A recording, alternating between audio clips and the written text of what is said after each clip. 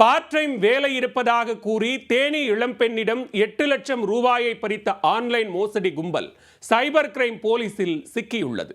இளம் பெண்களை குறிவைத்து வாட்ஸ்அப் எண்ணிற்கு மெசேஜ் அனுப்பி பணம் பறிக்கும் பெங்களூரு சீட்டிங் பாய்ஸின் பின்னணி என்ன? தேனி அள்ளிநகரம் நகராட்சிக்கு உட்பட்ட ஃபாரஸ்ட் ரோடு பகுதியில் வசித்து வரும் 28 வயது இளம்பெண் தனியார் பள்ளியில் அலுவலக உதவியாளராக பணிபுரிந்து வருகிறார். ஆன்லைனில் பார்ட் டைம் வேலை என கடந்த மாதம் அவரது வாட்ஸ்அப் எண்ணிற்கு குறுஞ்செய்தி வந்துள்ளது. அதை கண்ட இளம்பெண் அதற்கு விருப்பம் தெரிவித்து சம்பந்தப்பட்ட இணையதள பக்கத்தில் தனது சுய விவரங்களை பதிவு செய்துள்ளார். அதன்படி உருவாக்கப்பட்ட கணக்கு மூலமாக மர்ம நபர்கள் இளம் பெண்ணிற்கு மெசேஜ் அனுப்பியுள்ளனர்.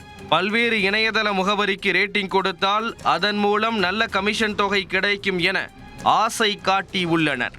ஆனால் அவ்வாறு கொடுக்கும் ரேட்டிங் ஐடிகளை பணம் செலுத்தி பெற வேண்டும் என நிபந்தனை விதிக்க அதை உண்மை என நம்பிய இளம்பெண் சிறிய தொகையை முதலீடு செய்திருக்கிறார்.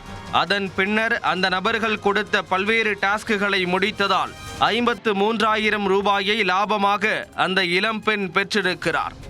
ஆகா, என்ன ஒரு அற்புதம்! சிறிய தொகையை முதலீடு செய்ததற்கு நல்ல வருமானம் கிடைக்கிறதே என பூரிப்படைந்த பெண்ணிற்கு அடுத்து தனக்கு நடக்கப் போகும் விபூதி அடிப்பு சம்பவம் தெரியாமல் போனது.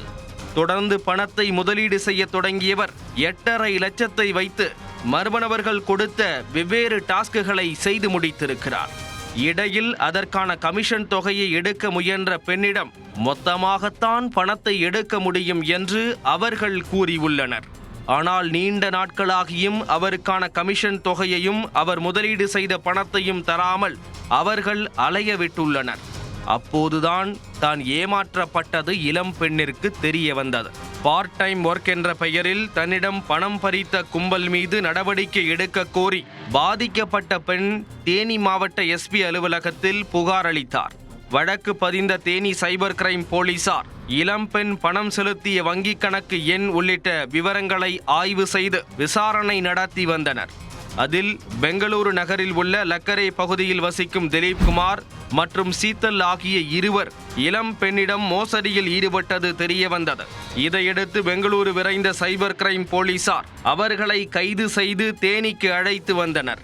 அவர்களிடம் மேற்கொண்ட விசாரணையில் பார்ட் டைம் ஒர்க் என்ற பெயரில் இளம் பெண்களை குறிவைத்து டாஸ்குகளை கொடுத்து பணம் பறித்து வந்தது தெரிய வந்தது. இதனையடுத்து கைதான பெங்களூரு சீட்டிங் பாய்ஸ் திலீப், சீத்தல் ஆகிய இருவரையும் நீதிமன்றத்தில் ஆஜர்படுத்தி போலீசார் சிறையில் அடைத்தனர்.